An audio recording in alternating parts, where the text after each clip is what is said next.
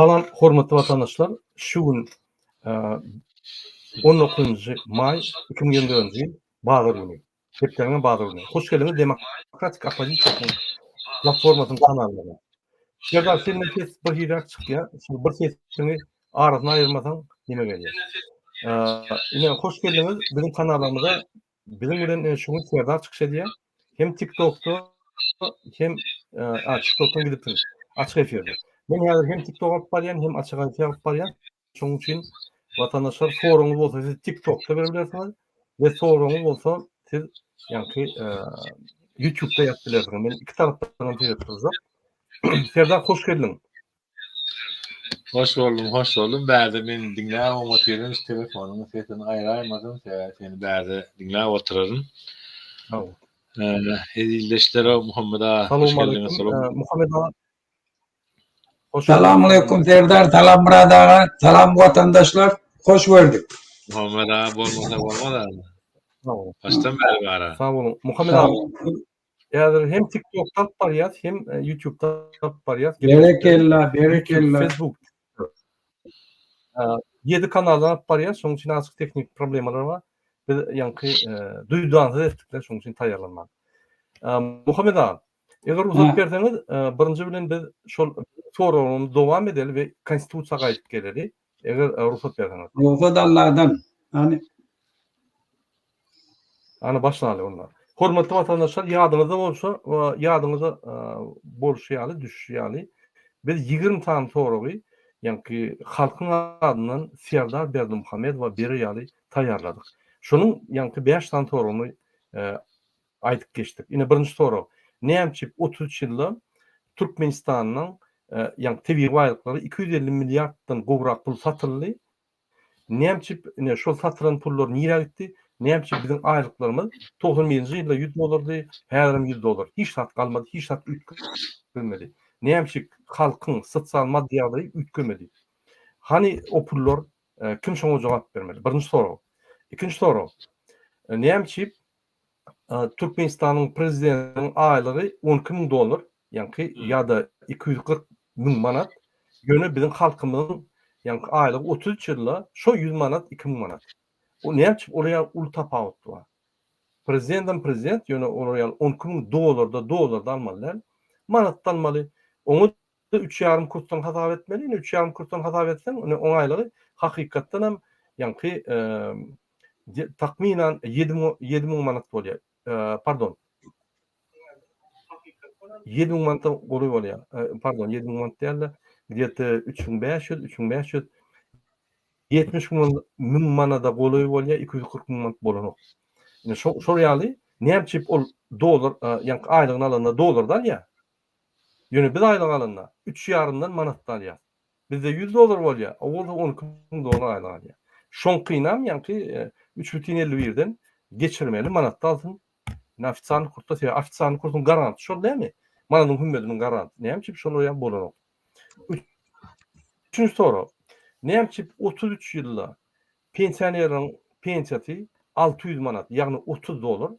Näçip 33 ýylda ütkemet şol. Näçip inflasiýa gidip dur gaty güýçli. Ýöne bizim pensiýamyz 10 ýyldan ýetip bilenok, ýetjegem bolanok. Şu soru. Näçe 600 manada Türkmenistanda ýaşap bolýar. Şonu Türkmenistan prezidenti kanun esasynda, ýagny konstitusiýanyň garanty, konstitusiýanyň içinde hemme zatlar bar. Sosial maddi kömekler, ýani haklar, borçlar, prezidentiň borçlary hemme zatlar. Näçip şol adam ine 33 ýylda pensiýany, adamyň pensiýasyny ödemeli. Şu $30 saklapdy. Käbir adamlar diýär, Murad aga $20, $30. Oradan gününü görýär. Bir halta un şä, bir kila et bir aýda galany ýok, galyn pullar ýok. Näçip ýaşamaly prezidentden sorap berdi diýip aýtdylar. Men şu sözü geçirýän prezident. Dördüncü. Näçip şuňky bizim konstitusiýon hakymyz, ýagny adat informasiýa almak konstitusiýon hakymyz prezident bozýar. Näçip Türkmenistanda internet işlenok. Näçip ine Afganistan uruşdan çykan Afganistanyň interneti işleýär, näçip Türkmenistanyň interneti işlenok. Näme sebäpli bir topar milliardlap pullar soňa binalar da atdyra elementarny operatorlyk goýup internet güýçlet bilen ok näme halk doğun arnaşlar bilen gülleşenne, ýani gülleş bilen ok, internet ýok, video bilen gülleş bilen ok, näme surat ýep bolanok, näme ýani biziň bir topar saýtlarymyz ýap. Näme bizi bir topar adat informasiýadan bizi ýa. Näme türkmen halkyny ýani türmede ýaly saklanýar. 5-nji soru. Näme her ýyl Türkmenistanyň gражданlarynyň haklary, ýani adat hereket etmek, adat Türkmenistan'a çıkmak hakları edilýär. Näme Türkmenistanyň ýagny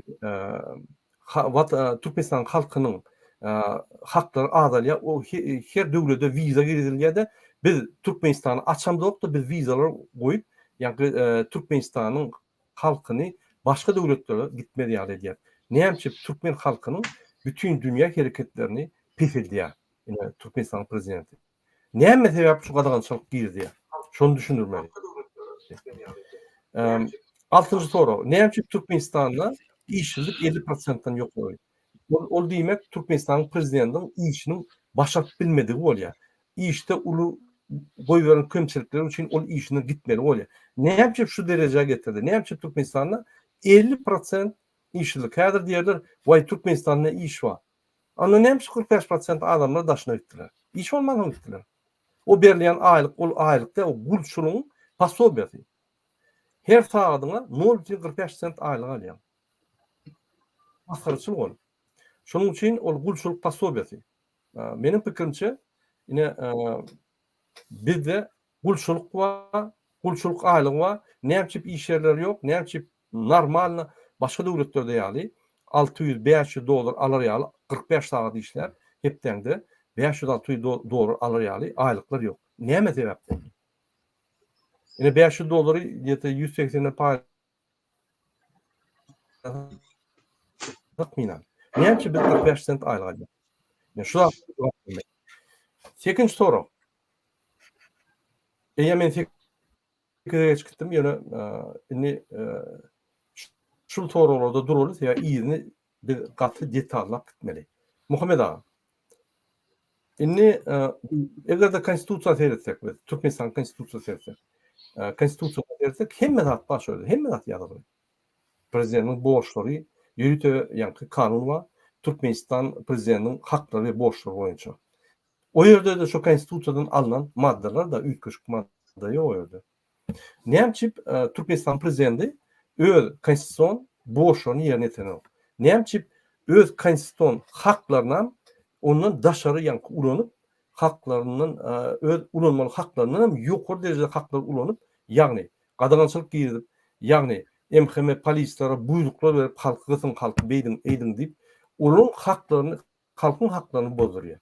Şu zatlara öz pikiriňizi aýtsaňyz.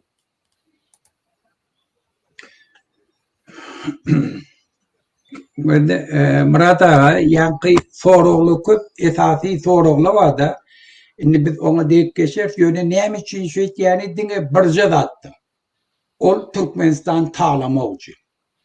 Diňe taýlamak üçin. Başga hiç niyeti ýok. Türkmenistanyň baýlyklaryny, çiğmal baýlyklaryny, eýelerini şonu ogurlaya, şonu satya, jaý wurdum, eýle wurdum diýip onu ýartyny öz ýüzüne urýar, öz kazanan pulny beýleki cinayetkarlar bilen paylaşýar, daşary ýurtda özüne zat diýdirmerýanyk etýär. Diňe özüni taklamak üçin, özüni gollatmak üçin şoňa sarp etýär.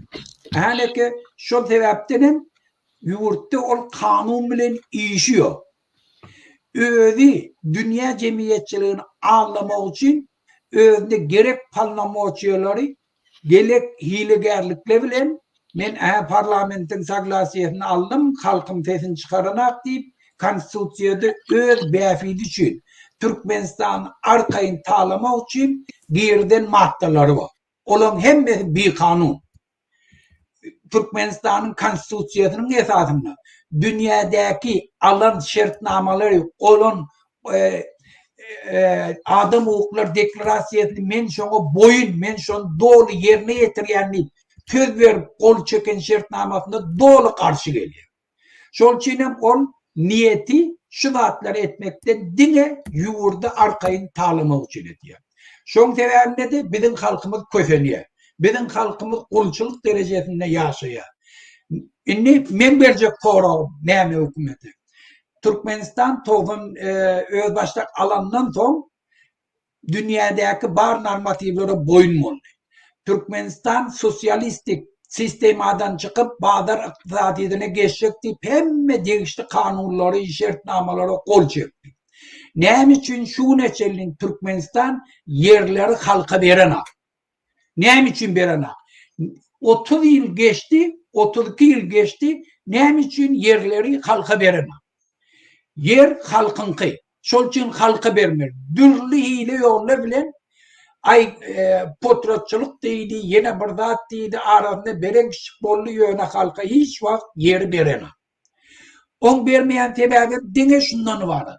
Halkı kulçuluğu övürdü. Dayhalla halkın, devletin kuli, Berdi Muhammed'in kuli. Dayhalla pakta ekke, paktasını $3000 tatlayan paktasını halktan alayan bahası $100. Yani gününe $1 halk kazananak şunu. Yani şuna diyerler, ben arada bir neme koydum, YouTube'da vardır. Näille savrmenni kulçuluk nämedeni var. Detalni dünýäň yüzünde adamlar näettirip savrmenni kulçuluk ýolla bilen edýärler, halky kulu öwürýärler. Şonda Türkmenistanda da deyip geçilýär. Pakta ýygdyrýan, paktany ýygdyryp çağalar uradyp hukumet işgärlerini nastaýaşy cinayete kol etýärler. Dünýä normativini aýak aşagyna oýýar. Şol üçin bütün daýhallary bir kulu öwüren. Şol bir kanun dünya normativi boyunca da cinayetkar.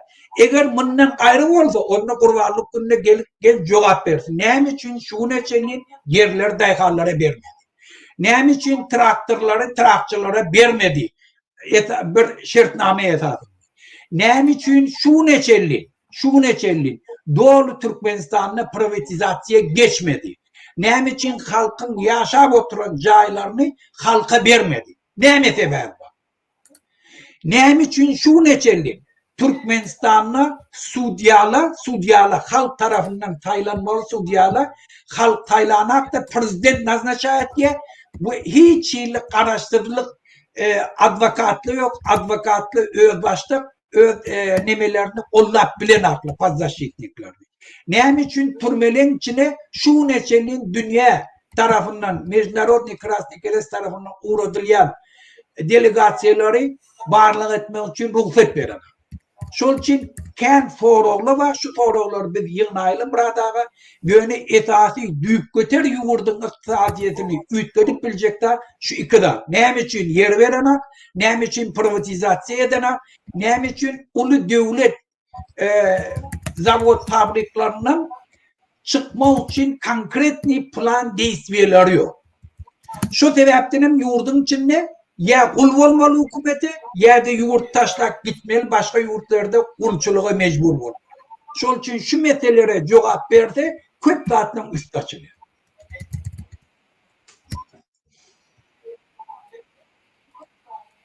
Sağ olun Muhammed ağa. Yine häzir TikTok takı olanlar benim buluşacak. Salamu aleyküm. Talip hoş geldiniz.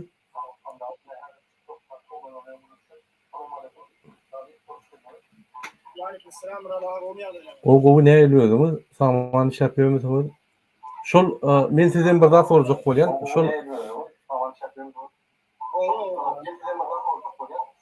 Şol bizim ýaşulymyz bar, ogly ýiten Didar.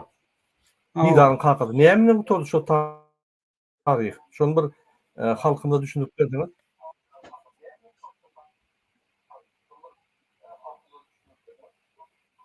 Düşünmedim. Näme diýdiňiz?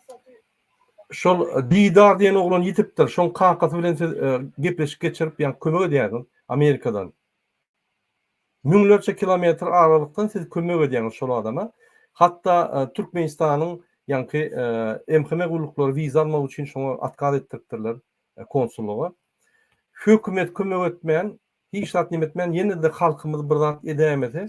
Ol görgül ýaşy ogluny halk bolup tapaýmasak, ýanky ýagdaý gatagyr.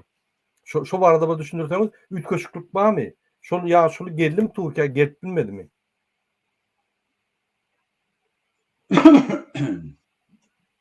Yok, yok. Türkiye getirmedi. Şöyle ilçihana vardı. Cemiyet değerli oğlanlar, şekilde oğlanlar, cemiyet gruptum. Onlardan Aşkabad'a gayttim ayın altısına. Şöyle viza almak için poyzemini gitti. Viza tavşırdı. Abıçla şöyle viza prosesi bir hepteden kendi uzağa çeken o. Şöyle 11 günden sonra şuna haber gelip gidin deyip ilçihana. Olan barda olin atkaz derdiler. Atkazın sebebini aytmadılar. Abıçla ilçihana beyazın sebebini aytmana mecbur. Öyle dokumental şekilde bilen dokumental şekilde vermiyor. Yani şuna aytman. Daha gürleşen olan konsul şamulen. Konsulluğun işgärleri hiç gelip cevap verpilən o. Ol çarağa da ilçihananın önüne ağladı. Gater verdi. Ol bağlı. Men o can edip teselli verdim de. Birazcık sabır edin inşallah. Dedim elimizden gelen nesip olsa ederiz. Bu berde kalmaz. Dünya eşittirir, saydır dedim. Bu adalasızlık diye düşündürdüm. Olan böyle da dedi. Ne şuna göre hareket etmeliler. Mene şu vaqtça bilemok. Degişli organları, adam hukukları organları da şolara çıkıp da etmeli. Şolara bu hükümet hiç aşan öz halkın alıdasını dahilini fikirlenecek değil. Gördüğünü özüm fikirlenecek. Bakı kıyın yağdaydı. Özüm 3 tane çağrısı var. Şonlara da 3 tane çağrısı var. Şu 3 çağrısam yaşları yetkinecek. Olur 7-8 yaşında, 9 yaşında ulusu var falan. Şu Didar'ın mı? Bunu ne soruyorlar diyeceksem yüreğiyle ne oku. Şu oğlum derdinden yana. Didar'ın oğlu. Çok. Biz var bizim hatlar yazar. Şu Didar meselesine men sana janadan maglumatlary dogul berersin. Bizim Türkmenistan'ın ilçihanalarına yazar. Şu ýa kömegdim diýip. Sebebi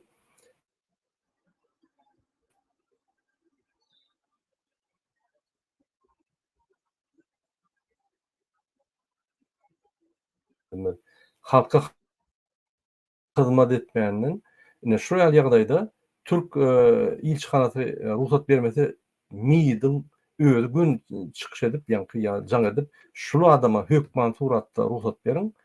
Özem oňa da ýa-ni şoň wizasyny aldyp kömek etmeli we bolşdy ýa-da konsulun ýoluşy garşy alyp şoň kömek etmeli tapmany. Hakykatan bolmaz zatlar şu. Näme şu bolanok ýa-ni çaragan Didar ol ýitdi. Diňe ol bir sany misal ýa-ni şu ýal misal köp inema dün aýtdylar men gaty ýa-ni bozuldum. Daşarypda bir ýaş olan işläp pasportyny möhürledi utup näme etjegini bilmän ýygyna gaýt bilmän soň özüni asypdyr görgüli. Şu ýaly meseleler köp. Ine bizim halkymyz imsim türkmenler öýleri ýa-ni ýapynyp izolýasiýa edip özüne kas edýär. Ne şoň üçin şu zatlar bolmaz üçin biz her wagt aýdýar diaspora. Hemme daşarypda diaspora bolmaly. Türkmenler üýşmeli, bir-birinden gaçmalylar. Türkmene kömek etmeli, kömek etjek ýok, inanyň. Hökümetden derek ýok, konsulluk nime pasolstva, nime grajdanlara garşy işleýär. Bizim hökümetimiz bandit hökümet. Şoň üçin biz özümiz organizowanyna, ýa-ni bir hereketler edämesek, bizde üstünlük bolmaz. Şoň üçin niýde bolsaň adam şu güne ýem Türkmenistan gurup başlamaly. Birek-biregi bilen ýa-ni ýakynlaşmaly, hiç wagt padwa etmeli. Oňur bilmeýän bolsaň utunmaly aýtmaly men başaramam diýen saňam bagyşla dost. Şu ýaly birek-birine ýakynlaşyp biz kömek etmeli. Sağ bol talip maglumatlar üçin men ýürüýte efirden şu arada sebebi we hatlar ýazar biz döwletin adynan hatlar ýazyp ýa-ni ilçihanlara ýöneler. Köp taňyrsam edýän işine. Çok sağ olun. Murad ağa, Çarağa da eşdiýän bolsa biz alary inşallah bir jan tag diýip krediýat bir swýazyny ýitdi diýip krediýat görür. Näme edilýär? Gülönçler edip bizim öz ýermizde. Biz indi öz soragymyza gaýdyp geleli Muhammed ağa. Ýalňyza siz bu soragy aýtdyňyz, ýöne gaýdyp geleli. Men Serdardan ine sorajak bolýan Serdar. Sen näme pikir edýän? Türkmenistandan 45% halk daşyna gidip işleýär. Şular daşyna gidip hereketler edýär, işleýär. Daşyna şular $500'dan $2000 çeşil aylyk alýarlar. Men dün bir bilen görüşdim, $2000 aylyk alýar. 12 saat işläp gününe. Indi ortaça bir $700 hasaplasak, $700 ortaça indi men häzir hasap etdireyim.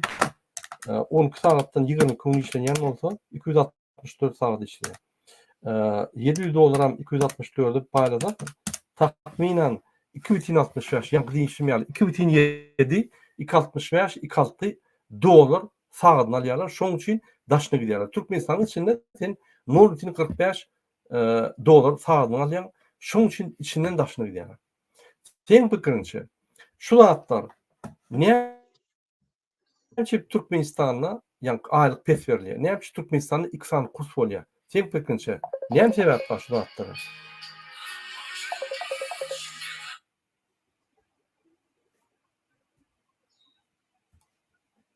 Ferda eşdiýärmi? Sesim açmandyryn başlaň mikrofon ýapyk durarken. Ýa eşitdim emma da o. Näme üçin? Soraklaryň iýdi bir hili gelip tuturarak bu soralara bir jogap bereýin, gaýşaryp çykýan, döşünüp çykýan bir häkimedem ýok gynadygyň bir mertmen diýip beren türkmene ýa-da nadan hökümet düşüp gelipdir başymyza bu günlerde we görünýär. Sen şu ýene de gowy hasapladyň. 264 sagat, 264 norma hepdelik aýlyk bir adamyň işlemeli normasy 160 sagaty geçmeliler. Norma galan uzy swerk norma bolup gidýär. Bular swerk normana memmesinden garyp aýda adamy 264 sagat, 270 sagat, 300 sagat işledip bir hili bir kapeyka berýärler-de bir näme ady gulbatraga da şondan köp berilendir gadym döwürlerde. Indem bular hem beýdýärler hem halky kösýärler elbetde ki nä dogry. Zulüm edýän paçany başyňyzdan aýryň diýär Allah Taala. Ki zaten munyň namaz okandan göremizak, zaýalardan göremizak, ýöne ýyleşler şeýle Gurbanlyk aýtyp geçjekmen. Şu Gurbanlyk barada bir çalarak bilgi geçeýin, soň öz kanalymda aýratyn hem ederin. Gurbanlyk bayramyna 2 bilen bayram namazy okamaly. Janlyny soýmaly 3 gün wagtyň bolýar janly soýmana, birinji, ikinji, üçünji güni haýsy güni isteseň soýup bilersiň. Esasy iş birinji namazyny kılmaly, Allah ilki ibadatyny etmeli, dilegiň etmeli.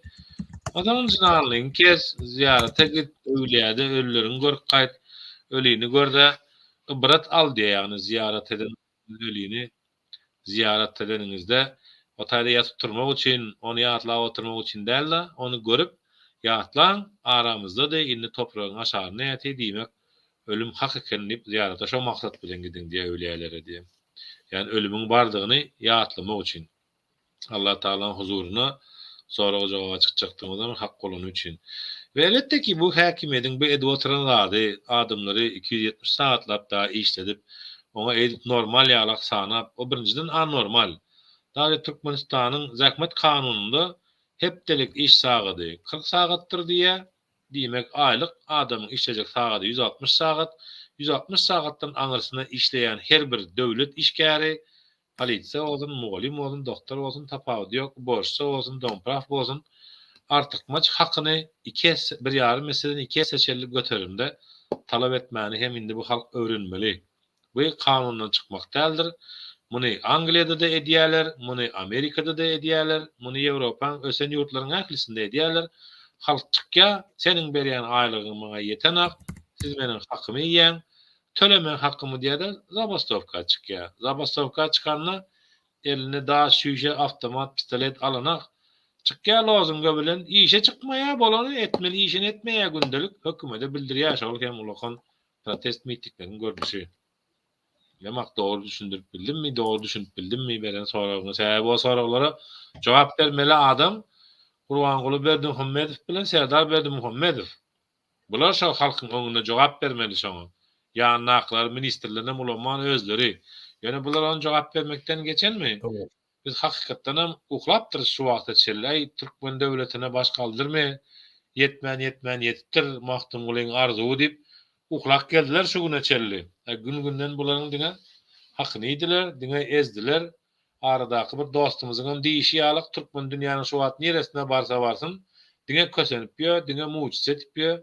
kellesini haýsy ýurda tutjağyny bilenek. Aradaşa ýurtda ýaşap erkin adamlaryň arasynda ýaşanyň bilenken, sen baý bol, sen garyp bol, munyňa da seredenek, iýýäňmi, içýäňmi, aç gezýäňmi, onuňa da seredenek. Watan watan bolýa, ýakynlaryň bolýa, ýurt bolýa we halk watanyna eýe çyksa, watan şonda watan bolýa.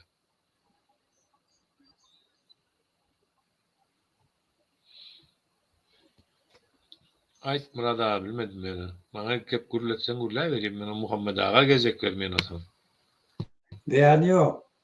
Yani yok Hak diýme. talep etmek bolýar. Hak talep etmän oňardyk boldy şu. Hak talep etmäne çykan günümiz zaten biz ağzı Benim ýerlik. soru Adam.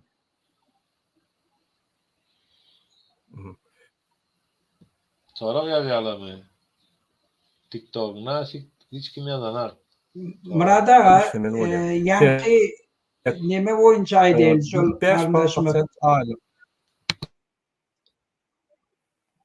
Türkiýede ýitirim bolan watandaşymyz hakynda. 40 0 Murad aga, Ha, Muhammed ağa, ben bir jogap bereyim, ondan ha, eşitýärmi? Benim internetim fesediýän. Soňşy kesilip gelýär. Serdin, Türkmenistanda sen 0,45 sent, ýagny 45 sent aýlyk alýan, 0,45 dolar aýlyk alýan. Şol dolaryň esasyna da, ýani şol aýlygyň esasyna da sen ýaşanma bolýan. Sen 100 dolar alýan. Gaty gitse 100 dolar. Türkmenistan içinde işläp. Olam 45 saat hepden de derler, onun köprek işlemek olýan. Ýöne şol bir wagty 45 saatdan köprek işläp, daşörtde işlesen, sen şol ýerde 500 dolardan 2000 dolara çel aýlyk alýan. Diýmek, sen ortaça aýlygyň 2,7 dolar sağdyňy diýär. Ol ýa gulçuluk, ýani gulçuluk aýlyk derler, ol bir minimal aýlyk bolýar da daşörtde. Sebebi normalda 10-15-20 dolar çel bir saatna aýlyk almaly adamlar. Ýöne Ýewropada işleýänler, ine Türkiýede Ýewropada işleýänler saatna 1,7-1,6 dolar aýlyk alýar. Ine şo sebäplen Türkmenistanlylar gitmeli bolýar daşyna, ýani şo bir energiýasyny ýani berip, o ýerde de adatlyk köp bolan soň, ýani itsendik wagt kafeye git bolýar, itsendik wagt onet bolýar, monet bolýar, adatlyk köp bolan soň şöyle gidýärler de we şo ýerde işlemeli bolýarlar. Näçip şu şertler Türkmenistan'a bolanok. Näçip Türkmenistan'a 45 saat hepde işlese, takminen 45 saat 1,7 dolardan bolsa 76 dolar. 4 hepde diýmedim diýene 350 dolar aýlyk egerde goýsa Türkmenistan'a ýani hökümet onu adamlar daşyna gitmeli. Sebebi 350 dolar bärdal ýan bolsalar 45 saatda ýene de bundan beter bir ikinji işte işleseler onu mümkin olur 600, 700, 800 dolar aýlyk bilýär Türkmenistanda. Şoň üçin gitmeyene hiç şeýle ýani neme ýok. Ýöne Türkmenistanda adamyň daşyna gidişi din ollar, korrupsiýa, hiç ýerde hakyn gorap bolanok. Hiç ýerde sen ýani sen hata eden oklar. Daşyna gulçuluk ýagdaýda işlese, şonda da şoň adatly köp bolan soň daşyna gitmeli bolýar. Ine şu sebäpler üçin ine ýani Türkmenistan grazdanlaryň 45% daşyna gidip işlemeli bolýar. Ine Muhammed ağa ýene bir sorawa, näçip Türkmenistanyň grazdanlaryna daşyurda pasportlar çalşmany gadagçylyk etdiler. Näçip pasportçylar we ilçihanlar Türkmenistan halkara konvensiýaga gol çekse de daşyurda pasportlar öz grazdanlaryna çalşmak diýip konvensiýaga gol çekse de şonu edenok we näçip şu bir kanunçylyklar bolýar. Ine şu sorawy biz prezidente berjek bolýar. Näçip Türkmenistanyň içinden çykjak bolsaň 3000 dolar çel wzatka bermeli, ýagny wiza üçin, ýagny çynowniklara bir topar işleyen wezipeli adamlara spravka almak üçin bir top çykdyjyra bermeli bolýan. Bu näme maştabny korrupsiýa dämi?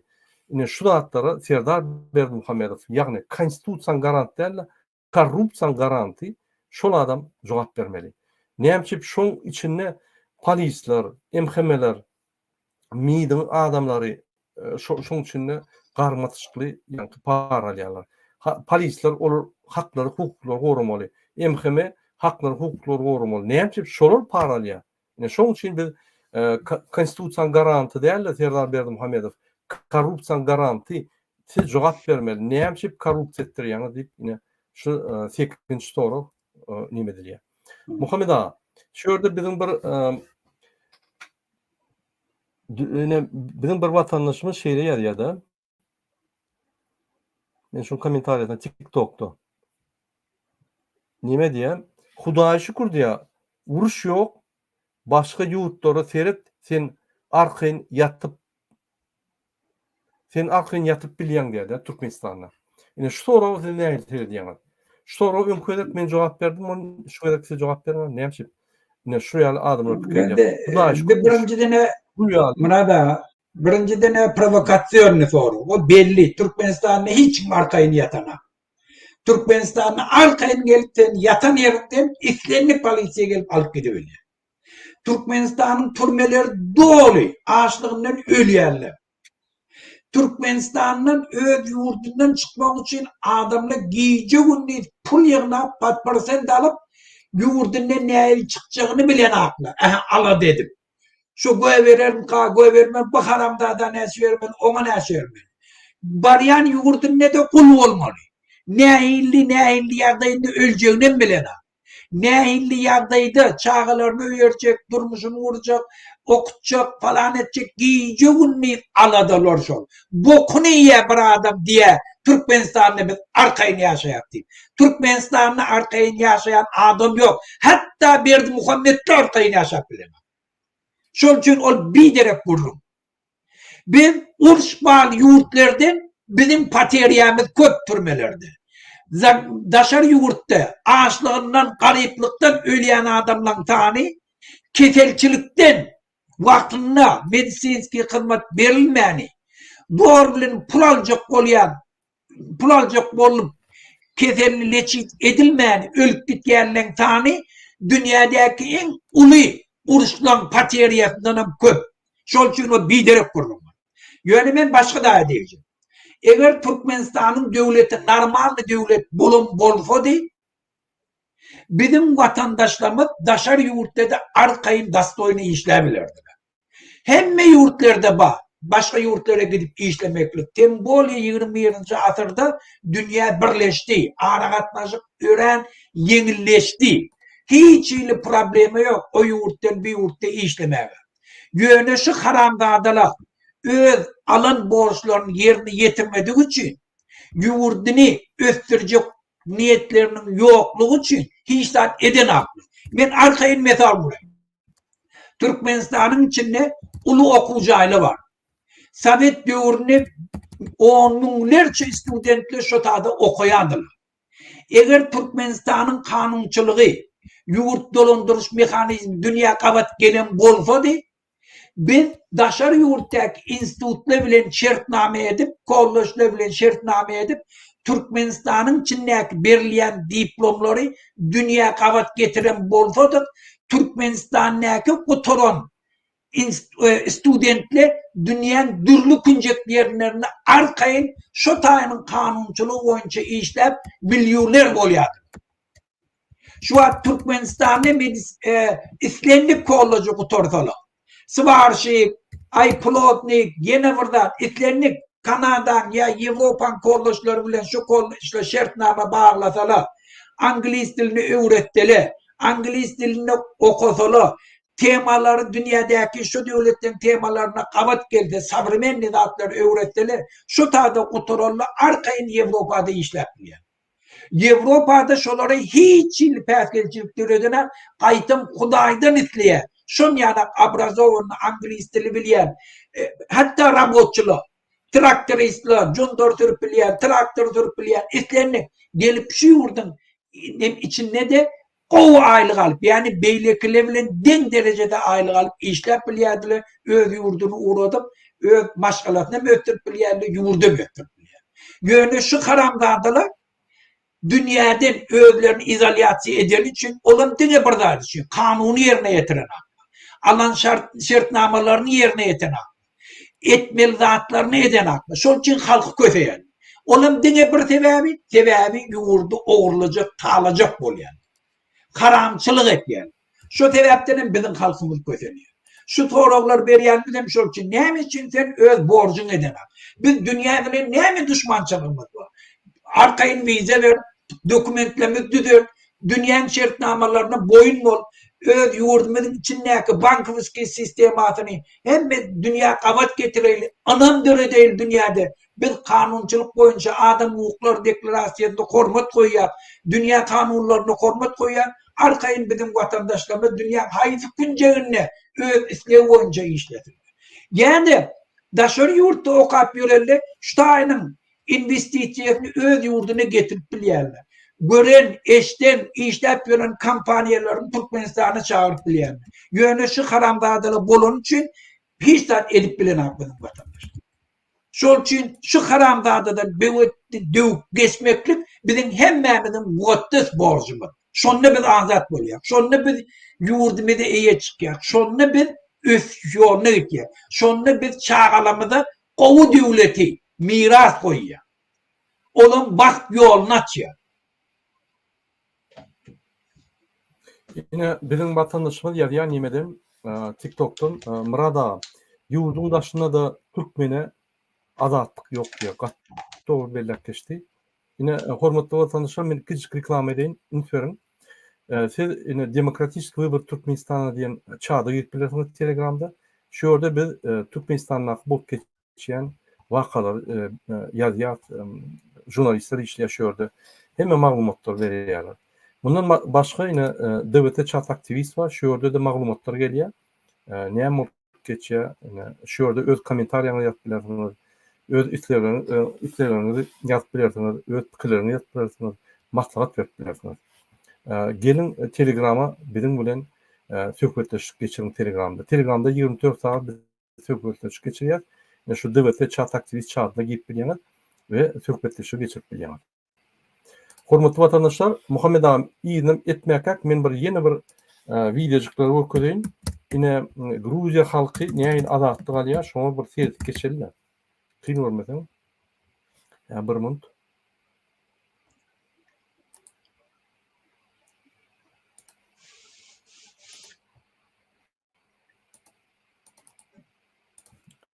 Yine sizin beşiniz ýaly Gruziyada häzir yine zakon об агентах, yani inostan agentler boyunça kanun kabul edildi. Yani parlamentde 3 kedek seredip kanun kabul edildi. Indi prezidente geçti. Şu prezident tasdiklamadı şonu. Nimme veto goýdy. Bir topor. Men ýalňyş bilsem 136 veto goýdy.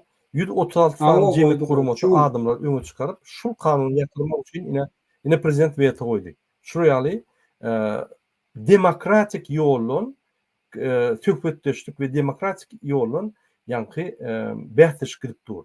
Demokratiýa ýeňermi, diktatura ýeňermi, kanun geçirilermi, geçirilmelilermi diýip ine halk öňe çykdy. Lütfen men size görkezýän şu videony bir minut. Näme Gruzinler birce kanun için köçe çıkıp öldürün oraya. Glory to Ukraine! Glory to Georgia! Fuck Russia!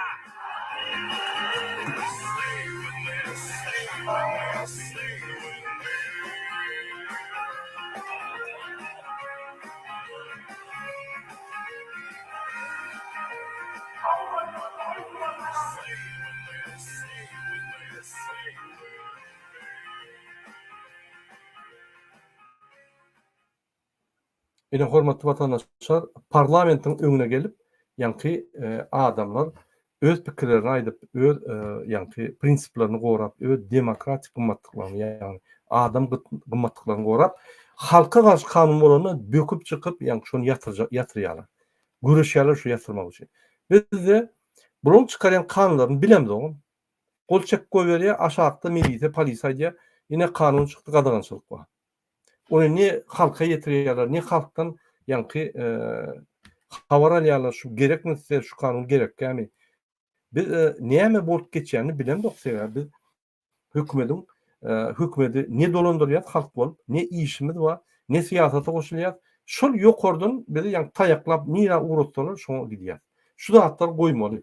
Bileminni hökümetiň, watanyň, döwletiň buruluşyna, döwletiň ýoluna, döwletiň durmuşyna biz inni güç olmalı. Biz inni yani öz sözlerimiz bilen, öz kılık kıyafetlerimiz bilen, öz hareketlerimiz bilen biz öz pikirlerimizi getirip hökümet, döwlet bize işlemeli.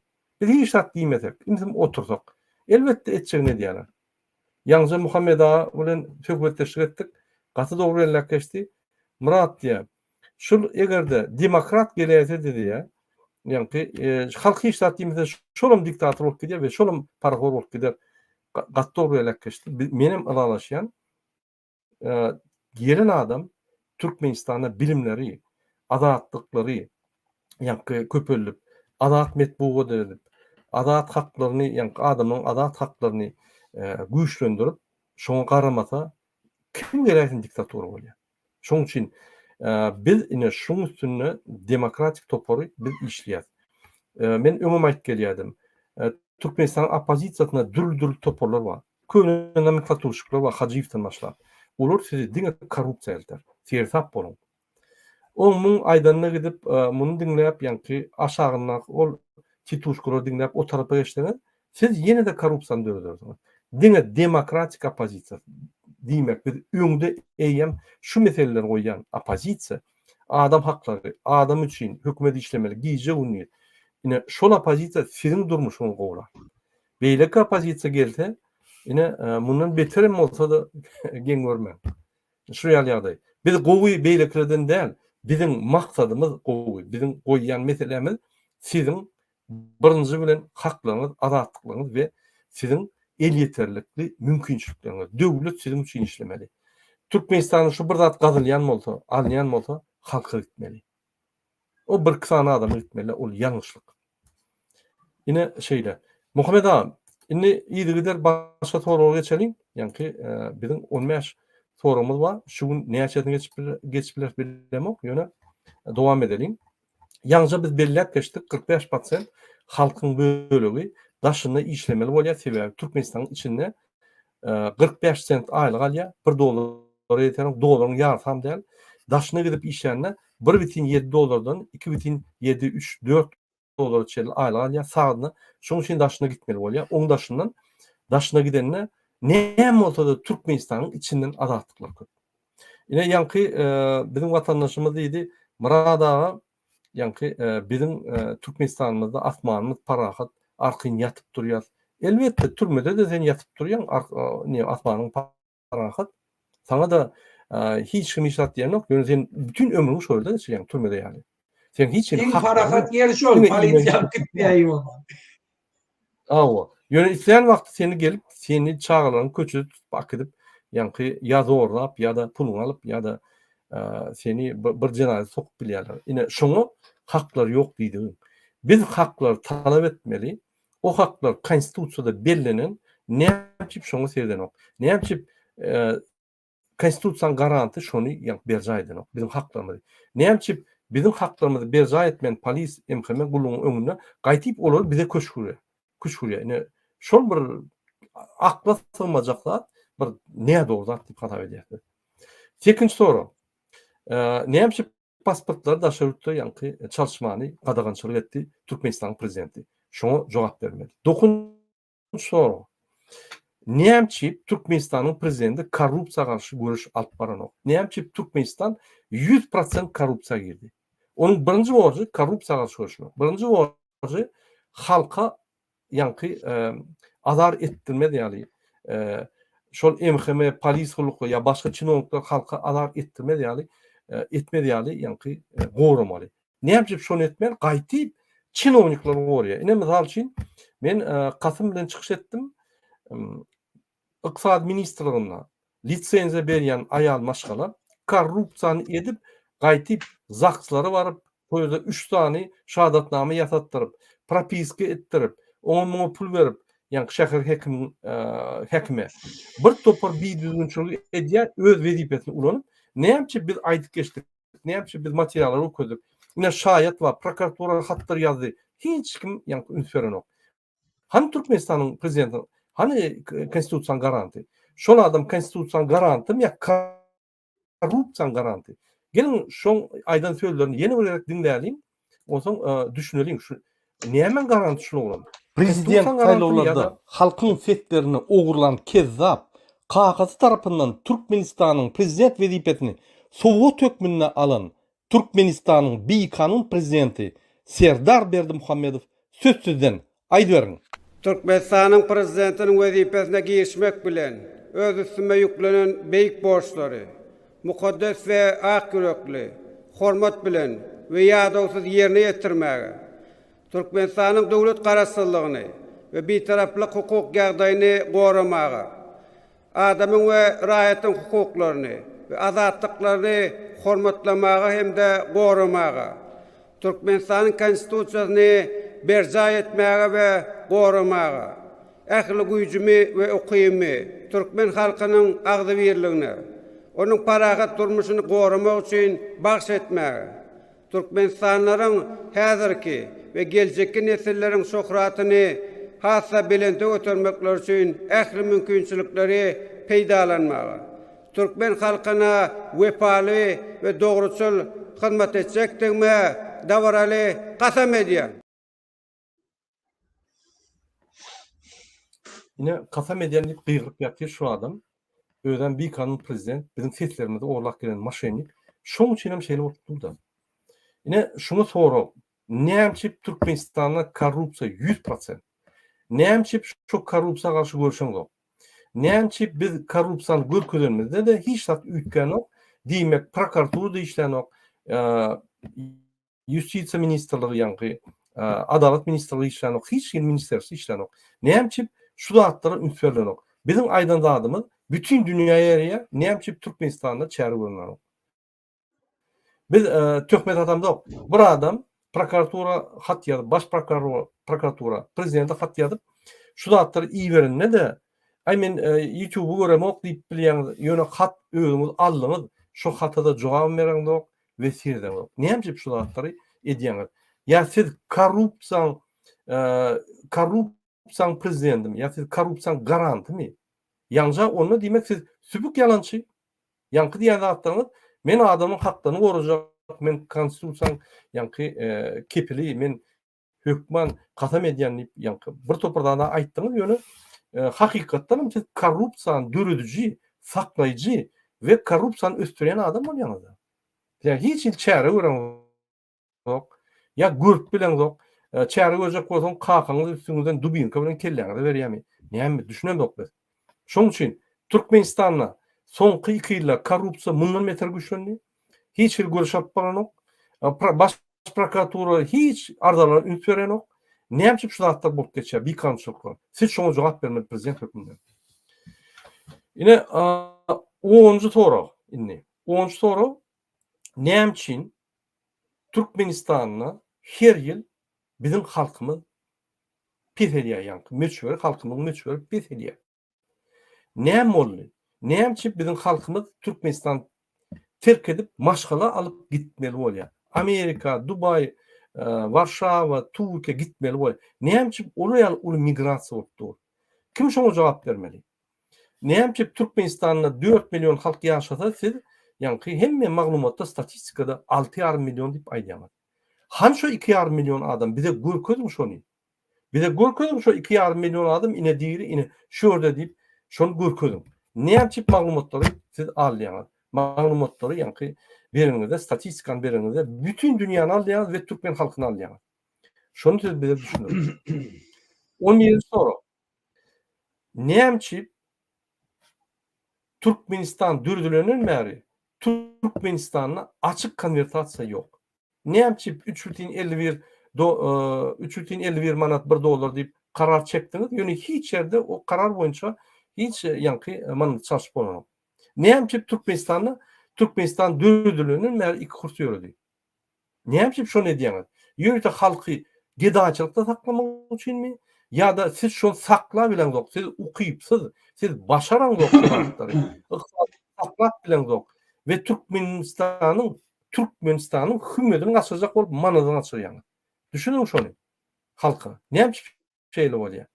Näçip Türkmenistan'da 33 ýylda manat 1000%'dan ýokary ýa-ni düşdi. Näme ol? Näme sebäp? Sizin ol alyp baran işiniň netijesimi şo 1000 edek ýa-ni manat düşdi. 2 manatda başlady. Häzir milyonlap kurs. Näme boldy? Näme şol ýaly döwlet dolandyryp bilen zokmy? Onda näme işleýän hökümetde? Gidin açyk saýlaw geçirin, täze adamlar gelsin, täze çap barsyn, Türkmenistany ýa-ni ötüş çap barsyn. 10-njy soru. Muhammed ağa, ýene 2 soru edelim, ondan soň diskussiýa geçelim. Öyle. 10-njy soru. Ýoldaş hormatlanmayan prezident. Näme sebäpli sizin kakanız sizi Türkmenistanyň gahrymany diýip medal berdi? Näme üçin? Näme gahrymanyçylyk etdiňiz? Şonu bir düşündirin. Nähili ýa-ni gahrymanyçylyk hereketini etdiňiz? 2 ýylda siz şol gahryman medaly alýarly. Bize düşündirin şonu. Biz düşünemedik. Näme üçin gahryman medalyň hümedini gaçyrdyňyz? Kakanıza öz-özüne milli lider diýip siz ýa-ni at berdiňiz şoňa? Öz-özüne milli lider diýip at goýdy. Siz onu tasdikladyňyz kanun boýunça. Konstitusiýon kanun çykardyňyz. Halk üçin edeňiz okşady atdy. Soňam senin kakanıza 2 gerek gahryman boldy. Näme gahrymançylyk etdi? Biz bilemdik. Bar eden gahrymançylyk ýagdaýda pullar oglady. Siz hem 2 ýylda gahryman boldyňyz. Näme gahryman hereketler etdiňiz? Bize düşündirin şonu. Bize biz bilmeli. Ya siz ekonomikada ulu praval eden soň, ýa-ni ulu katastrofa sokan soň, siyasatda ulu katastrofa Türkmenistan sokan soň, şo sebäpli size medal berdiler. Düşündirin. Egerde şo sebäp medal berilýän bolsa, onda siz Türkmenistanyň ýarty, ýa-ni çynowniklara gahryman medallaryny bermeliler. Sebäp olur kezapçylyk edýär siz ýaly. Näme üçin onlara medal berilmedi? Şu zatları bize düşündirin. Türkmenistan'ın içinde açık çumur ekonomik kriz gidip dur. Bu näme? Sizin siyasatınızda praval näme? Katastrofa değil mi? Elbette katastrofa. Siz Türkmenistan katastrofa diýäňiz. Näme çip onu siz ýa-ni gahryman medal alýaňyz. Siz efektivne Türkmenistan dolandyryp bilen zok. Türkmenistan'da hiç hili ýa-ni döwlet guruluşy sistemleri işleýän ok. Bir vertikal korrupsiýon sistemi işleýär. Şo bolmasa Türkmenistan wapşe durup kalýar. Näme şu zatları siz ýa-ni düzeltmeýän, bu efektivne ýoluşyk etmeýän, katastrofa getirmem gahryman medal alýaňyz. Siz Türkmen halkynyň üstünden gületiňiz ýa-ni kakyňyz. Şonu düşündirin. 13-nji soru. Näme çip siz Türkmenistan prezidenti bolup şeýle karar çykardyňyz. Daşoz welaýatynyň, Lewap welaýatynyň, Mar welaýatynyň adamlary Türkmenistana, ýa-ni Aşgabatda gelip propiska bolup bilen oklar. Gelip arkyn gezip bilen oklar, maşynalar bilen giyip bilen oklar. Şu zatlar düşündirin. Näme? Lewapdaky, Mardaky, Daşowdaky ýaşaýan adamlar Türkmenistan grajdan dämi? Ya olar kimsidilen Türkmenistan grajdanmy? Ýa şu zatları bize düşündirin. Näme esasında siz şuraya karar çykardyňyz? O karar men çykarmak bolsa aşağıda polisler emremeler sizin gönden görkezmeňiz bar diýip aýdýarlar. Onu basın şolar näçe şol şeýle diýär. Murada täze häkim bellenen mara. Täze häkim bellenen arkada. Şu öň beýleki vilayetlerden arkadadan jay alan adamlaryň kowýa diýär. Jay alypdyrlar, pulun tölepdirler. Şu taýda şolaryň kowýa diýär täze bellenen häkim. Binäýli şol vilayetlerin baýlygy bilen jay urýan Aşgabatda odan öz grajdany hatap etýän hemme deňdiýän adam gelip alan jaýynyň pulunu tölenden soňam olary çykaryp kowýarlar. Näme üçin? Olam bir aýratyn soru. Ine hormatly vatandaşlar, men inlik soru geçeýin. Näme çip Türkmenistanda türmelerde ummasyz köp adam otýar. Näme çip şolun ýa-ni günäsi pes bolsa da 10-15 ýyllap otýarlar. Näme çip şolar goýulan amnistiýa. Näme çip siz Türkmenistanyň içindäki türmeleriň içindäki ýagdaýlary şertler gowuluşdyryp bilen zok. Türme düşen adam mundan meter ýa-ni psikologik travmalya, mundan meter ýa-ni ýagdaý kynlaşa çykypam inni jenaýat iş taşlap ýa-ni gowuluşar ni pikir etmän diňe erwet ýagdaýda bolmaly bolýar. Siz Türkmenistanyň içine salyp, türmelerine salyp adamlary psihik taýdan olary doğru yani durmuluktan çıkaryanızda olary gorkuda sakladyp Türkmenistanyň içinde olar ini kösünüp gederýärler ýa-ni. Näçip? Ine mysal üçin Ýewropada türmeleriň şertleri gowy. Türmäge düşýän hakyň bar. Hatda Ýewropanyň türmelerine türmelerdäki adamyň haklary Türkmenistanyň neýtral döwlet ýa-ni azat bitarap döwletiň grajdanyň haklarynyň uly. Näçip beýle bolýar? Hany biziň haklarymyz? Näçip biziň setlerimizi ogurladyňyz? Biz zat diýmedik, indi haklarymyz dogry ogurlap, şonu ýa-ni konstitusiýa dep gelip ýörüň. Üstünde. Ine Murada şu wagtda bir jemgyň Kanadada barada edeýin. Bir mesal görenmeýdiň ştada. Gende Siriýede bir adam igils bolýar, igilse goşulýar. Şu adam odan kaçıp yine Kanada'ya geliyor. Kanada'da tutulya İngiliz'in agdası deyip şurada türmede yatya, türmede okap jurist bolya. Türmeden çıkıp şu an juristçilik edip diyor. Hemen İgil hakkında ulu kitap yazan. Yazıcı. Yine biri ben gözüm bile gören bir yerini öldüren türmeye giriyor, türmede okuya, psikolojiyanı kuturuyor. Şu an ofis açıp iş yapıyor.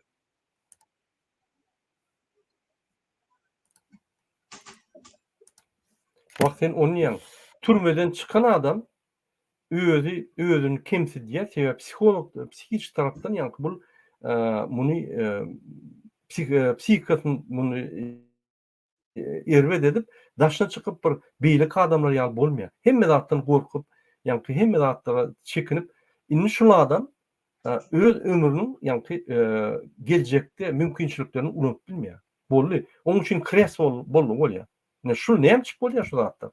Neymiş Avrupa'da ne Amerika'da sen türmeye düştüğün şu yerde 4-5 yılla bir topar bilimler alıp çıkıp instituda yani egzamin tapşırıp bir hüner ap bolya, jurist ve yok hüner ve şu hünerde işlep bolya yani Türkmenistan'da gıynatan türmeye düştüğün bu tordu. Başla Murat, türmenin içinde ka okuya institutu. Türmenin içinde ka institutu okuya. Şoda. Tamam. Yine şurayali uslovun dastroşna asıbarzeyni diyen. Yani suud edilmedik cenayet işleri. Adamlar otuyor, suud edilmedi de cenayet işleri otuyor. Suudlar gelmeli. Şolar suudsuz otuyor şu yerde udoda. Yıllar otuyorlar, 10 yıllar otuyorlar adamlar. Ne yapmış şu atlar bolya? Hani garant konstitusiya? Hani konstitusiyanın garanti? Ya korrupsiyanın garanti? Hani şol adam? Serdar Berdimuhamedov diýen adam. Ne yapmış amnistiya edip bir gerekte çıkaranok şolary? Bir güne otuyorlar şolar. Yine soňky soru bolsa diskussiýa geçeli Muhammed agam Serdar. Ne yapmış Türkmenistanda korrupsiya özüp ýa-ni mövjat gidýär. Ne yapmış sen Türkmenistan'da çinovnik olacak olan hükman suratda pul vermeli. Onu yiyem çopanlara milya. Ben gönay deyin. Dayhanlara milya, çopanlara milya. Hekim arçın, ol bul bolacak olan hükman pul varip elti kaytmalı. Neyemçi Türkmenistan'da hükümet vedipe sattık oldu. Neyemçi Türkmenistan'ın hükümetin vedipelerini aparat prezidenti. Sizin yanınızda, yani 5 metre kolunuzda işleyen aparat prezident kiosk, magazin kiosk al vezipeler satýar. Senin kabinet ministriniň ýolbaşçysy, siz birinji ministr. Yani sizin kabinet ministriňizde adamlar vezipeler kioskda magazinna, yani baklaşyk bilen suw satan ýaly satýarlar. Näme sizin ýanyňyzda şol bir 10 metr bolan 5 metr ýanyňyzda siz şolary dolandyryp bilmeseňiz siz ukypsyz bolmaňyz bolýar-da. Näme şu zatlar bolýar? Hansyň ukyplygyňyz, hansyň korrupsiýaga görüşýäniňiz? Näme Türkmenistan çinovnik olacak olan hükman pul vermeli. Elbette ona dinle kezzaplık gelir. Elbette kezzaplık gelmem yine de halka topulup halktan şu verilen pulları almalı bolýarlar. Diýmek kezzapçılık, korrupsiýa döreden siz bolýaňyz. Diýmek. Yine Muhammed ağa şurayaly sorular var. Din olmaýaşyny aýtdyk. Yine 5-tan soru var. Ýöne diskussiýa geçeli. Şu gerek. Serdar'da soru verelim. Serdar, Ine biz Gurbanlyk bayramyna takminen 15-nji 16-njy iýuna halkymyzy şol 20 soraga jogap bermeli. Bir Serdar Berdimuhammedowyň 20 soraga jogap bermek üçin biz meçhitleri çağırdyk. Köşkün oguna çağırmaly ekeniň meçhide näme üçin çağırýan? Ya Meçhide biz şonu etmeliäldimi? Etmeliäldikmi? Meçhide namaz okamana barsınlar. Senet Gurbanlyk kesýärler. Şo Gurbanlyk dogry gelýär sen bu diýenlerine. Ýöne bellem däl. Hökümetiň eline bir zat müftisi bar, zady bar. Çislosyny ütgetmek mümkin, öňe süýşürmek mümkin, ýygy almak mümkin, her zat ederler bular. Çünki Allah Taala buyurýar, ey iman eden bendelerim, biliňiz ki size erwetlik edýänler sizin düşmanlaryňyz Allah'dan gorkanaklar, sizden gorkuşýar diýe. Şonuň üçin Gurbanlyk kesýäňizmi, Gurbanlyk soýýaňyzmy, kabul bolsun ýöne awaldan ýatdan çykarmaly däl ki 2 rekat ertir namazyny izinden kılınýan bayram hayt namazyna barmaly. Olam haýsy gün boljak? Hökümet açyklar özi ýakynly, öz dili bilen aýdar, nesip edende de o güne meşder haýsy gün boljakdygyny. Aýdaram ilki meçhide barmaly, meçhitde ibadet etmeli. Adam sen Gurbanlygyny bugün kesjekmi? Ya da gel şu gün esasy meselen çözerildi, yeni 2 gün bayram edeyin diýjekmi? Ol uje her bir adamyň özüniň kalbyny Allah Taala goýsun inşallah. Diýer. Allah iman eden bendesinin kalbini men bildirerim diye. Muhammed ağa. Kerimde.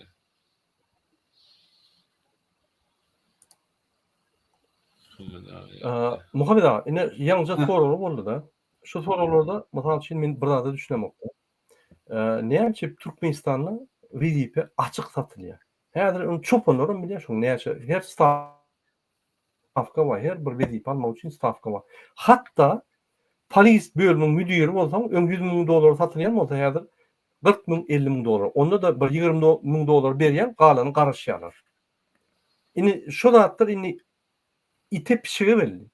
Köçelerde adamlara belli. Bu Gurbanlyk Serdar Berdimuhammedow eşitmedimkä şu zatlary. Näçe şu zatlar gidip dur. Näçe ine aparat prezidentiniň adamlary WDP satyp, olam aparat prezidentiniň 5 metr ýanyna, beýlik kabinetde. Bu tarapda kabinet ministri satýar. Bunu paylaşdylar WDP'leri. Olam bir 10 metr gatdalyny. Konstitusiýanyň garanty, kanunçylygyň garanty, näçe edil 5 metr we 10 metr ýanynaky kabinetlerde adamlar hökümet WDP'ni satýarlar. Siz näme pikir etjek şuna? Ya şu dolandyryp bilen o. Ya şu dowlada otyr. Ya da şu adam hiç ýanky döwlet gurulşyny bilmän kakadyň agdyna serçe ýaly, küçük serçe ýaly agdyna serçe otyr.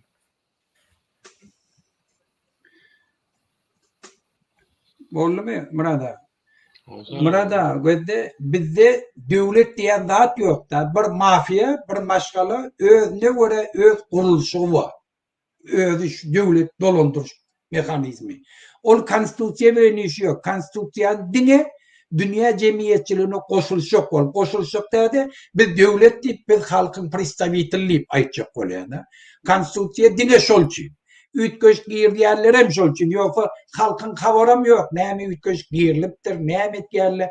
Parlament wapşy ýygma geçilerini gördüňmi şo? Şoň üçin bir temaň üstünde gurrun edilerini gördüňmi? Ya parlamentin içinde geçýän zatlar telewizorda aýdylýan zatyny gördüňmi? Ya dünýä habarlaryny, Türkmen metbuatyny aýdylyşyny gördüňmi? Aşgabatda ola fiil alyp otyr, şonu görkezýärler. Şol üçin bunu o zatlar bilen işi ýok. Biz savremenni döwlet gurulşyny gödeginde tutup aýtýarlar. Bu ola bilen işi ýok. Olar iskuliça edip öz näme etýär. Hemme döwlet de işleyen adamlar başından şöyle işe girecek olsalar pul vermeli diye on başlığı pulu yığmaya da yukarıdaki veriyor, yukarıdaki infonunda geliyor. Şol alan adamın pul aşağıdakine bir düzgünçülük etmeyeni her yolu bile pul kazanmanı ruhsat veriyor. Bunun mekanizmi şeyle.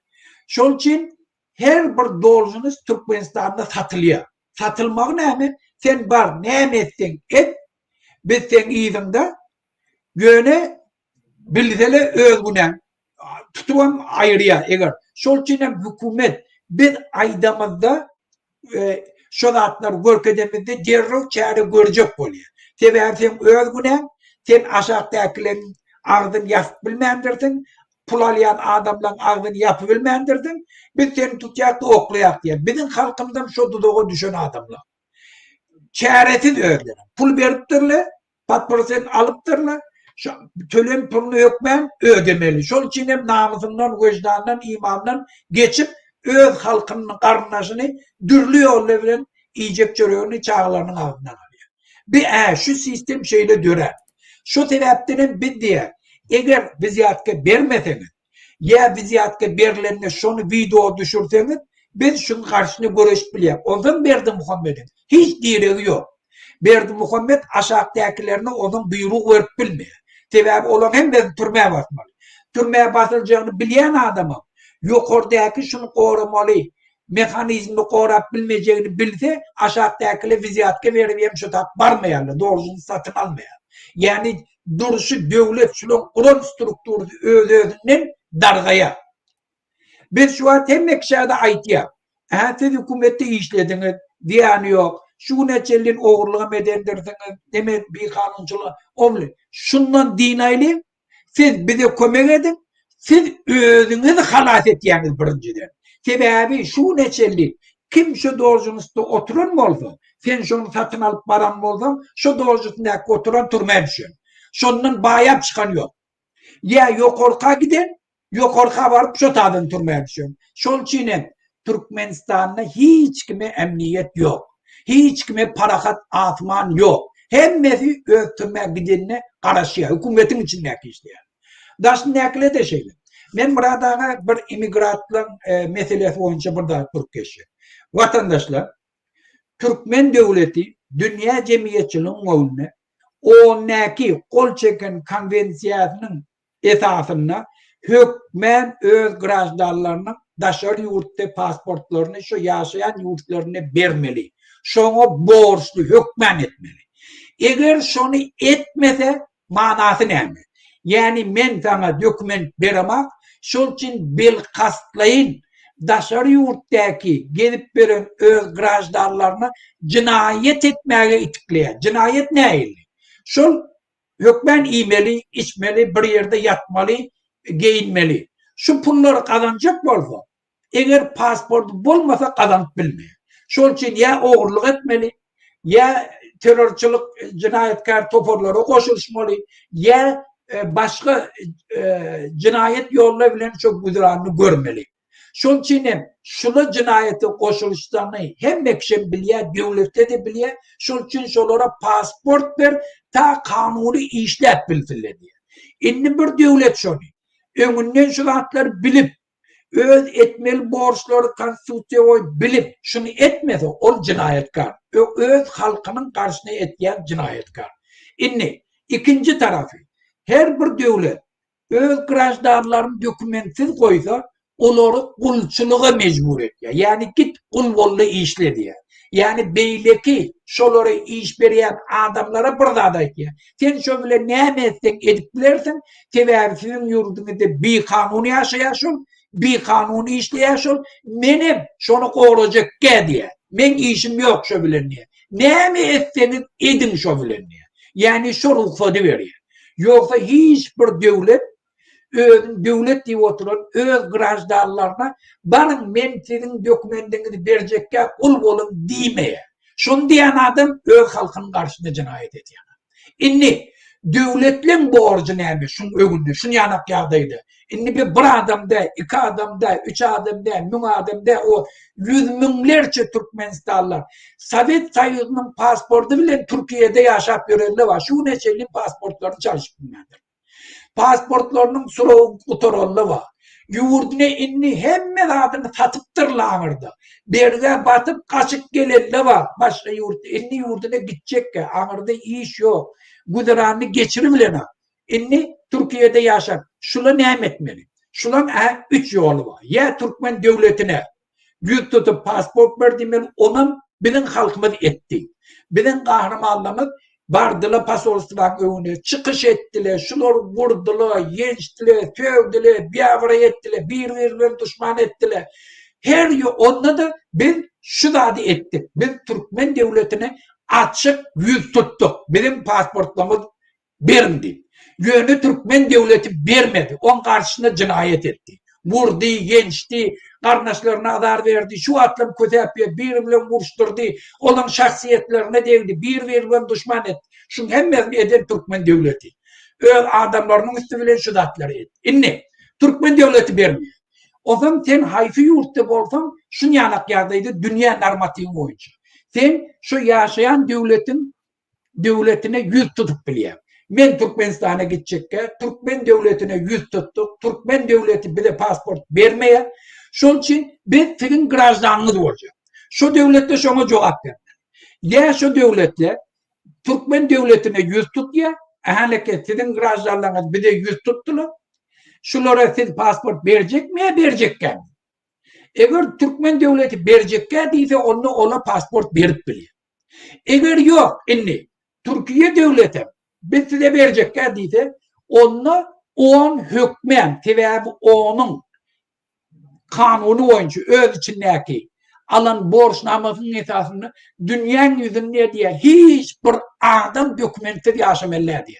Şulan programaları, esasi borçları yerine getirmeli.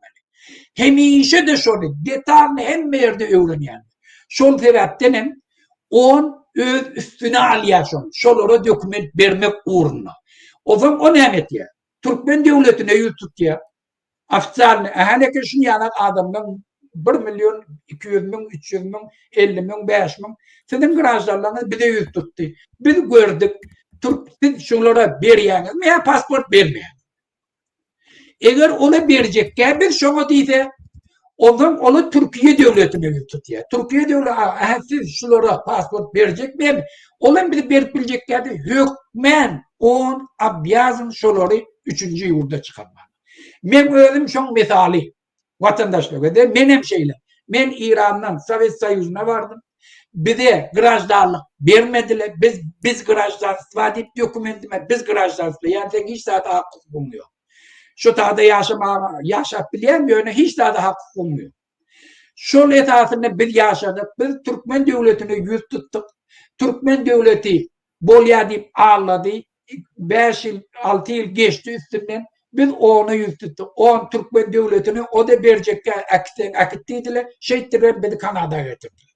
Şun yanına Tacikistan'dan gelen Türkmenler var. Uruş olanlar, kaçıp gelen Tacik Türkmenleri. Türkmenistan'da 30 bin oğlu şöyle vardı.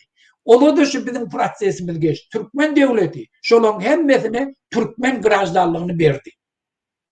Şunun için devletli borçlu şu meseleni çözmek, vatandaşlar. Şunun için sizin etmeli adına Türkiye devletine yüz tutmamak. Türkiye devletine yekelikte ya köpçülükleyin bolup yüz tutun, bize grajdarlık verin deyip. Eğer vermese, siz onu yüz tutuyorsunuz, on hükmen sizin meseleniz çözmeli. On eğer sizin meseleniz çözmese, onları suud edip boluyor. Şu cevapkar adamları, şu cevap vermeli adamları suuda yüz tutup boluyor. Şundan köpçülükleyin bolup edip boluyor. Hiç kıyınçılık yok.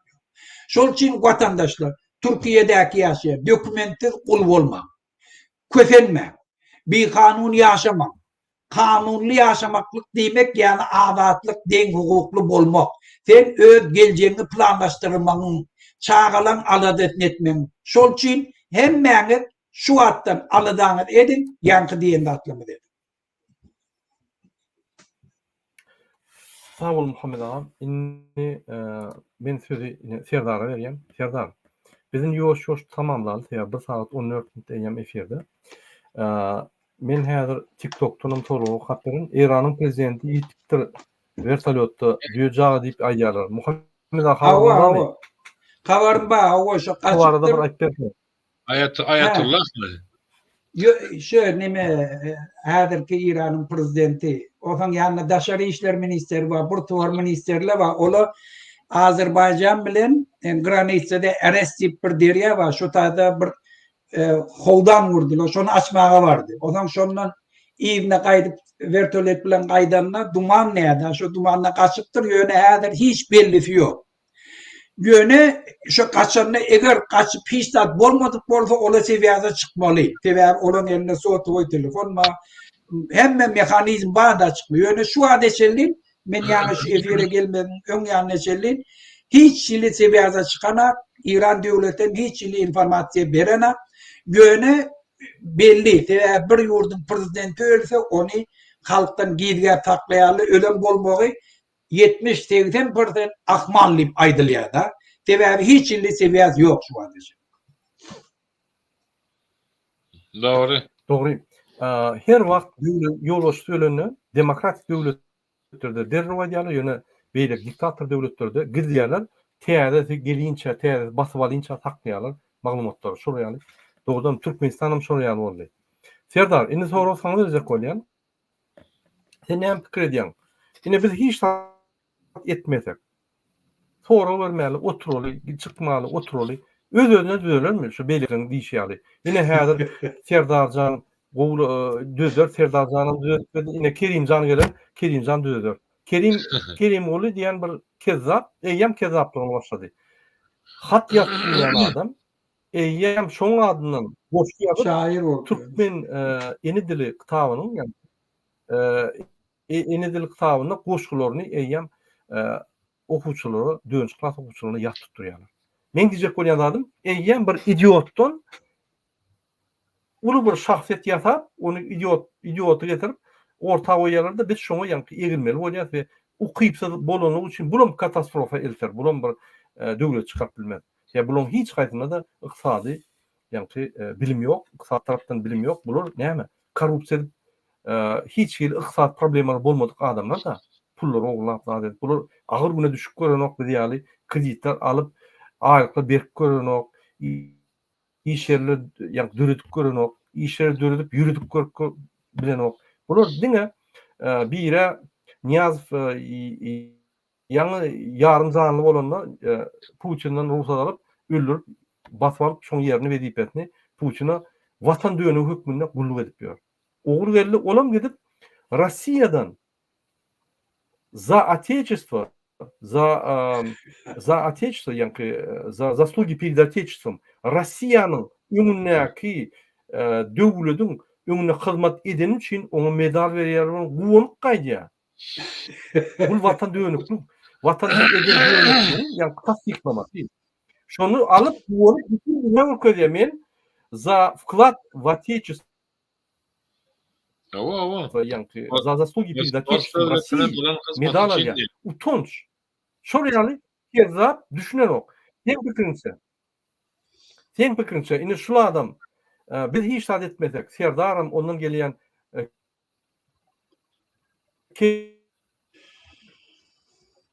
eltem näme pikir edýär? Doňdyň men düşünmän galdym, eşitmedim, pikir edýän diýip eşitip galdy. Ya men ne var internetde burada? Men ýa häzir men internetde. O ýöne düşünükli aslında Murada, ol belli zada. Üzüm yiyecek bolsaň baga baryp üzüm goparmasaň üzüm gelip ağzyna düşenok ýatan ýerine çölüň içinde. Ol belli zat. Allah Taala da buyurýar şonu hakyňyzy talap edin diýe. Ben derelim diye. Men size kömek ederim, goldarım diye. Hem bugünkü günde Türkmenistan'a yurdumuzun başına düştüren bir afat, su belası diye, sil boldu diye adamlar oynaklayan, gülüşýän bolýan serewno. Şol hem işaret arada dün misal için bir näçe palyaklara görkezdim verin bunu oho diye. Bu bir zada işaret mi diye ýöne ýere bolanakly diye. Это знак diye. От Бога diye. Duyduruş ver ya Allah Teala diye. Helak ederin diye. Nuh aleyhisselamın kavmi bizim Hudaýymyzy görkez Hudaýyny öldürýän bizi, ýok edýän bizi diýenlerinde ýene de görkez şonu aýdýarlar aşany siz Allah Teala'dan bela isleýäňiz diye başyňyza iňsin diye. İner welin hiç kim galmaz hemmäňiz gidersiniz diye. Gelip diye şunun öň ýanyna biz taýarlyk görmeli, belki o ýanky diýip oturşyň ýalak belli bir günem bolmaz, belki haýyt namazdan öň hem bolup goýmagy mümkin. Allah Taala bu halkyny zaman dütçegini bilemizak, ýöne uje çykmaly. Ana ýa-ni Muhammed ana videonun başyna aýtýarlyk. milyardlarca, trilyonlarca dollarları şu Aşgabat diyen şähere sowdular. Merkeze welin suw ýagdy, sil ýagdy, şäher gorun bilenak ýönekay suw belasyndan. Oje bir rada işaret diýmek, maksatlaryna bar ekenden şolaryň biderek pul ogurlamak üçin owadan etip durarys, soň ogurlyk edip de kaçarys diýip. Bular hem ölümden kaçıp bilmeýän bertaletde ýitipdir biri. Kaçıp gitjekleriň biri şo. Ajaldan kaçıp bolmaýar Muhammed ağa da orada ajalyň kujogyna baryp düşýän nere ýöreseňem. Şonuň üçin edilleşler ajaldan gorkmalyň, Allahdan gorkalyň. Ölümden gorkmalyň, Allahdan gorkalyň. Ölüm irgiç gelecektir. İrgiç bütün herkes dadyandır. Canlı canlar var olsa vakti gelende. Şonuň üçin biz esasy Allah Taala'nın gazabyna duçar gelip bu dünýämizi awatladyk mı hadi we tekak dowzaky bir bolamaly. Allah Taala bize zalime karşı ağızbir bolmaklygy Kur'an-ı Kerimde de buyurýar. Sağ olun.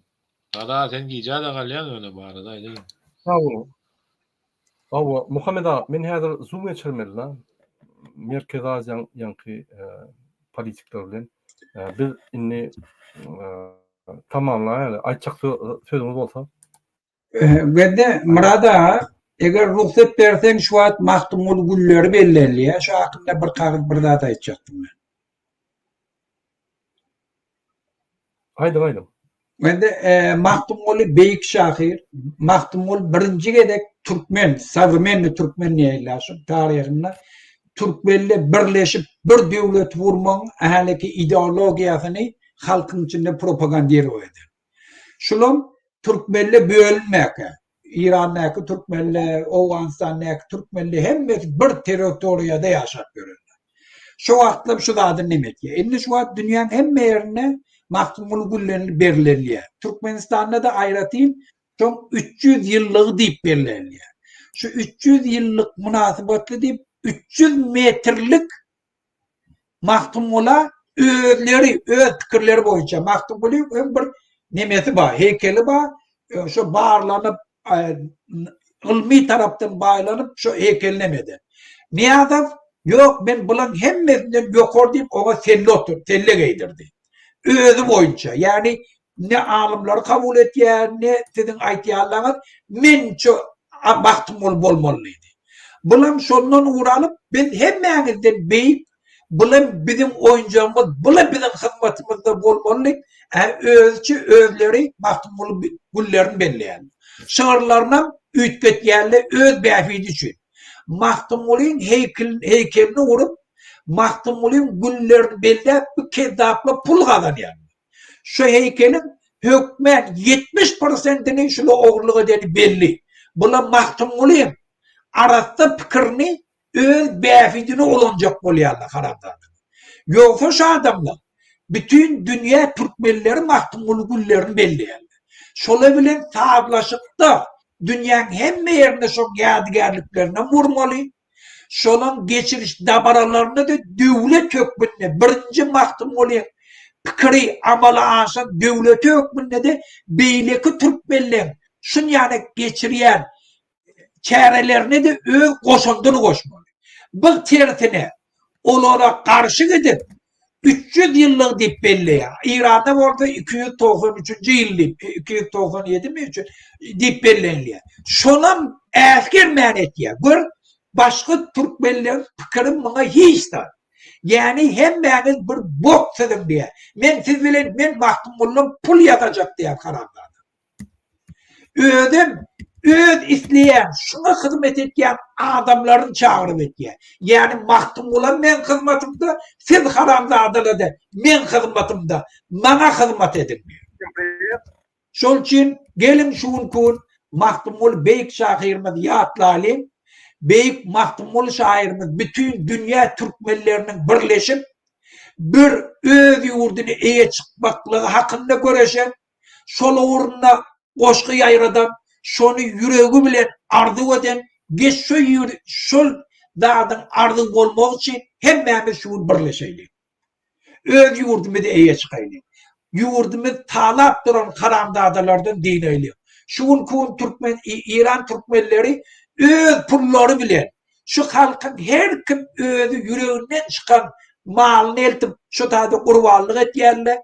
Şu taada pullar, şol pulla bile yurdun içinde Mahtumul güllerini aneke näçe ýyllar iyiligi derli bellek gelýär. Gıylantagam şuun öňü İran'ın şu meselede öňe düşüp birjim şuna maýdaýyn odam mutlary. Wagtym Beýik şairi, ýazgyjy Settar Soğuy aradan çykdy.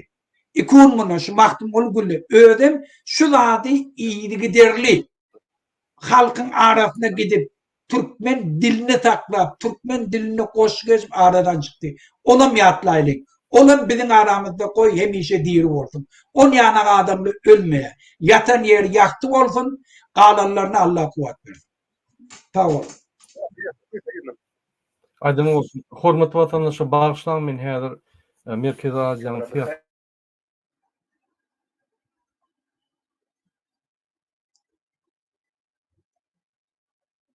şoň üçin şunu bilen efir oturýar. Biz 20 çıkışlar